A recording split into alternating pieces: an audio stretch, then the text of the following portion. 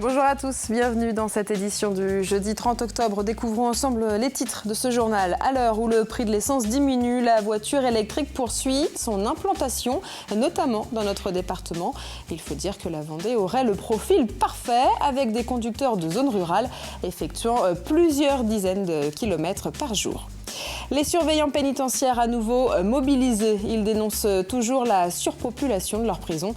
À Fontenay-le-Comte, la maison d'arrêt affiche un taux de remplissage de 249%. Enfin, plus légèrement, on peut dire que les jeunes des Herbiers passent de bonnes vacances. Un parc d'attractions éphémères leur propose en effet une multitude de jeux.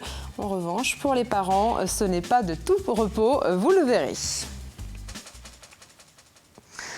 Vous l'avez sûrement remarqué à la pompe, les prix sont en baisse. Le prix du litre de gasoil n'a pas été aussi bas depuis décembre 2010. En effet, son prix est même passé sous la barre des 1,20 €. Et cette baisse est également observée depuis mi-septembre pour le samplon. Et cette conséquence est principalement due à la baisse du dollar et donc du prix du baril du pétrole, mais pas seulement. Il y a une baisse nationale. Alors ceci est dû aussi, comme on disait, surtout aux voitures qui consomment moins, convoiturage. On se rend compte que les gens viennent moins, les entreprises, les maçonneries, les TP consomment moins parce qu'ils ont moins de travail. Donc qui dit moins de travail, dit moins de voitures à circuler. Et les États-Unis qui prennent moins de produits qu'il y a 2 ans ou 3 ans, qui ont leurs propres produits, donc qui achètent moins sur le marché. Et après, c'est pareil, la Chine, il y a des secteurs, la Chine qui consomment moins aussi. Donc tout ça, ça s'ensuit. Alors on ne sait pas combien de temps ces prix vont rester à la baisse, mais une hausse est déjà annoncée au 1er janvier. Le prix augmentera en effet de 4 centimes pour le gasoil et de 2 centimes pour le samplon, notamment pour compenser le manque à gagner de l'abandon de l'écotaxe. Et pendant ce temps, la voiture électrique poursuit son chemin, notamment en Vendée, où les bornes électriques se multiplient un peu partout sur le département. Alors il faut dire que d'après les professionnels, le Vendéen a le profil parfait pour l'utilisation d'une voiture électrique. Un conducteur qui vit donc dans une zone rurale et qui parcourt plusieurs dizaines de kilomètres par jour. Et c'est le cas notamment pour Loïc Bazin. Ce salarié effectue tout le jour le trajet Beaufou-La Roche-sur-Yon. Pierre Dalicieux l'a retrouvé près de sa voiture, évidemment. Comme tous les matins, Loïc part au travail et depuis 1 an, c'est au volant de sa nouvelle voiture entièrement électrique qu'il fait ses trajets quotidiens. Le rituel, c'est avant tout de débrancher la charge de la nuit passée. Quand il me reste pas assez de kilomètres pour le parcours que j'ai à faire le lendemain, je mets la voiture en recharge. Voilà. Ça y est, le véhicule est démarré. Loïc peut entamer ses 30 km pour aller au travail. Car cet usager n'habite pas en ville et emprunte même depuis 1 an les routes de campagne. La voiture électrique a complètement changé sa manière d'appréhender la route. Maintenant, j'ai trouvé mon trajet qui me convient le mieux, c'est de passer par les petites routes, par le Poiré-sur-Vie, par Mouilleron pour aller donc jusqu'à La Roche-sur-Yon. Bien sûr, j'emprunte aussi, quand je suis un peu plus pressé, j'emprunte la 4 voies de Belleville, mais bon, c'est beaucoup moins fréquent. Sa voiture ne lui aura pas coûté plus cher qu'une essence neuve de la même catégorie. Loïc dépense en moyenne 20 € d'électricité par mois pour ses trajets. À cela s'ajoute 80 € de location de batterie. Finalement ici, pas d'économie d'argent, mais pas de perte non plus. Loïc s'y retrouve surtout dans le plaisir qu'il ressent en conduisant un véhicule silencieux et non polluant. Je ne l'ai pas acheté pour faire des économies pour mon porte-monnaie. Au début, c'était un coup de cœur et voilà, c'est aussi parce que c'est aussi une conviction personnelle. Je préfère rouler en véhicule électrique qu'avec un moteur thermique, tout simplement. Après, bon, c'est une question de choix et puis une question de confort. Du côté du syndicat qui gère le développement du véhicule électrique sur le département, l'exemple de notre usager est typiquement le genre d'utilisateur que l'on aimerait voir se développer de plus en plus. Leur but, dédiaboliser le véhicule électrique en milieu rural en développant des bornes de recharge partout sur le département d'ici 2016. Le projet qui est défini aujourd'hui, c'est 350 bornes sur l'ensemble de la Vendée, ça veut dire 180 communes qui vont être équipées. Vous aurez de toute manière à proximité, à moins de 10 minutes, où que vous soyez en Vendée, dans le nord, dans le sud, dans l'est ou dans l'ouest, vous aurez à moins de 10 minutes une borne de recharge qui sera indiquée en plus sur votre tableau de bord, puisque ces bornes vont être communicantes et donc vous saurez à n'importe quel moment où elles se situent et si elles sont disponibles. À la campagne comme à la ville, Loïc nous l'avoue, il n'est pas prêt de revenir à la voiture à essence, même s'il en possède quand même une pour les longs trajets, comme pour les départs en vacances. On vient à présent sur la colère des surveillants pénitentiaires. À Fontenay-le-Comte, comme ailleurs, le personnel a répondu à l'appel du syndicat FO pour une journée de mobilisation. Tous dénoncent les conditions de travail face à la surpopulation carcérale. La maison d'arrêt du Sud-Vendée est d'ailleurs l'un des établissements les plus concernés par cette problématique en France. Reportage de Carl Laboureux. Nouvelle mobilisation, nouveau ras-le-bol des surveillants de prison, en cause l'éternel problème de la surpopulation. Derrière ces murs, près de 90 détenus pour 36 places, soit un taux d'occupation de 249% et des conditions de détention comme de travail pour le personnel très compliquées. C'est une cocotte minute en ébullition, on peut comprendre. C'est la promiscuité de trop détenus dans 9 mètres carrés. C'est générateur de soucis, de conflits au quotidien. Donc c'est ce que nous vivons et c'est ce que nous dénonçons. Mais aujourd'hui, c'est plus acceptable que ça dure, c'est chronique, c'est permanent. Et cette situation-là, à un moment donné, va éclater sur des agressions de plus en plus régulières. Donc voilà, c'est ce que nous dénonçons et nous ne souhaitons pas arriver à cette situation-là. Alors ce que les surveillants souhaitent, c'est tout simplement le transfert de détenus dans des établissements de départements voisins, car il n'y a plus vraiment d'autres solutions après l'abandon, semble-t-il, du projet de création d'un nouveau centre à Fontenay. C'est dommageable à la fois pour les détenus, pour le personnel pénitentiaire, et c'est dommageable aussi pour l'emploi sur Fontenay, puisque ce centre de courte peine devait aussi créer un certain nombre d'emplois, dont on a bien besoin ici sur le bassin de Fontenay. On nous a fait miroiter telle ou telle chose. Aujourd'hui, il faut avoir le langage de la vérité. Ce n'est pas acceptable aujourd'hui sur le plan budgétaire. Tout le monde connaît les difficultés budgétaires qui existent aujourd'hui au niveau de la France. Voilà, tout simplement. La surpopulation carcérale, une problématique qui dépasse donc largement les frontières du département, même si la maison d'arrêt de Fontenay-le-Comte est sur le podium des établissements les plus surpeuplés de l'Hexagone. Cette année encore, elle enregistre 20 personnes écrouées de plus que l'an passé. Et les facteurs de Pouzauges, quant à eux, ont repris le travail ce jeudi. Après 10 jours de grève, ils ont rencontré la direction ce matin. Différents accords ont été trouvés sur la réorganisation du temps de travail.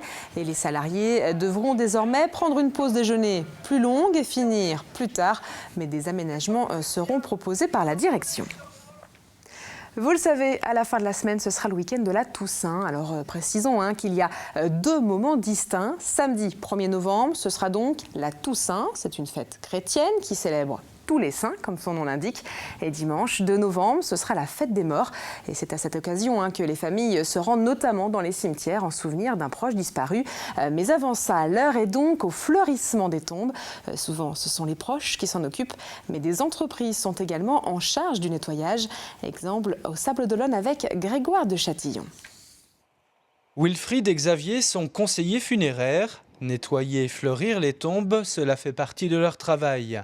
Ici, sur cette tombe, ils vont d'abord déplacer le bac à fleurs, nettoyer son emplacement, et puis ils vont le refleurir. Donc là, on va refaire tout le fleurissement de la tombe. On va enlever toutes ces plantes qui sont passées en fait. On va mettre de belles plantes dans la jardinière. Maintenant, place au nettoyage, avec simplement de l'eau savonneuse et ensuite essuyage. Donc voilà, on va déposer 2 belles chrysanthèmes demandées par la famille. Cette opération est souvent effectuée 3 fois dans l'année et particulièrement maintenant à l'approche de la Toussaint. C'est notre métier aussi de nettoyer les articles funéraires. Donc là en l'occurrence, ça c'est une vieille plaque avec, il y a une céramique dessus. Donc ça, très fragile. Il faut vraiment faire attention. Une photographie est réalisée avant et après le nettoyage afin de montrer à la famille le travail effectué.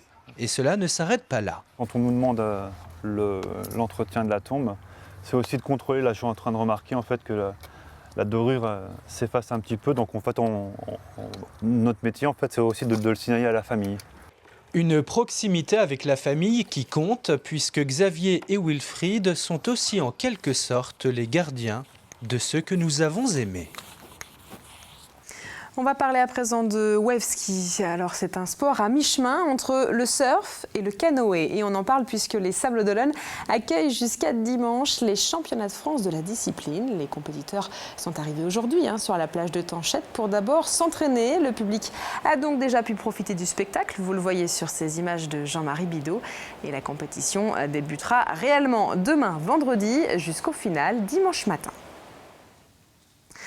Vous le savez, 2014 marque le centenaire de la Première Guerre mondiale et à cette occasion, le Conseil général de la Vendée propose à nouveau sa comédie musicale Clémenceau, la tranchée des baïonnettes. Cette nouvelle édition a été présentée il y a quelques jours. Alors il faut savoir que le spectacle a été créé en 2005 et joué déjà une vingtaine de fois. On y retrouve donc Georges Clémenceau. Durant la guerre, le Vendéen dirige le gouvernement et se donne la mission de remonter le moral des soldats sur le terrain. Il se rend donc dans les tranchées et pour que le public soit totalement plongé dans l'univers 14-18, de nombreux acteurs, comédiens et chanteurs se retrouvent donc sur scène. C'est une comédie musicale qui met quand même en scène une quarantaine d'artistes, dont de nombreux figurants, une dizaine de solistes. Et parmi ces solistes, je voudrais bien insister là-dessus, Jacques Ravelot-du-Parc a proposé à de jeunes talents vendéens qui ont été découverts lors de l'opération La Vendée recrute ses talents, des rôles importants, des rôles de solistes dans cette comédie musicale. Et précisons que l'acteur principal, celui qui joue Georges Clémenceau, n'est autre que Claude Mercier. Ce passionné d'histoire est évidemment un personnage de la vie vendéenne. Et vous le connaissez d'ailleurs aussi à travers différentes émissions sur notre chaîne. Et Claude Mercier et tous les autres acteurs seront donc sur scène le jeudi 6 novembre à Saint-Laurent-sur-Sèvre, le 13 à Fontenay-le-Comte et le 16 à Mouilleron-le-Captif. Et puis enfin, sachez que Claude Mercier encore et le metteur en scène Jacques Ravelot-du-Parc seront les invités de la grande émission ce jeudi soir. Et avant de refermer ce journal, on va parler des vacances scolaires. Elles touchent à leur fin, mais aux herbiers, autant dire que les jeunes ont pu en profiter grâce à un parc d'attractions éphémère. Depuis 2 ans, la ville met en place l'opération Soliderbe. Sensation forte garantie et en plus pour la bonne cause. Reportage de Pierre Dalicieux et Caroline Tronche.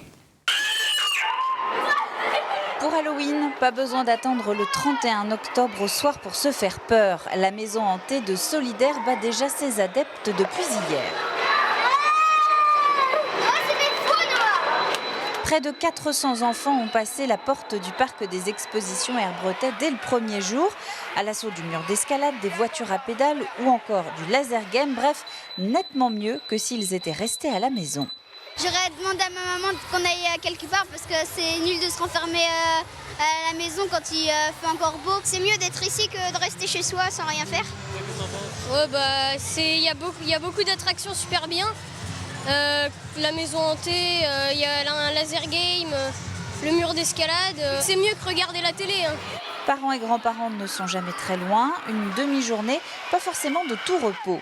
On aurait été bien à l'extérieur également, mais les enfants aiment trop ça. Voilà, les vacances. Enfin, pas pour moi, pour les enfants, mais pas pour moi. Pour la mairie, le pari est gagné et ce pour la 3e année. Les organisateurs voulaient avant tout sortir les enfants de leur salon.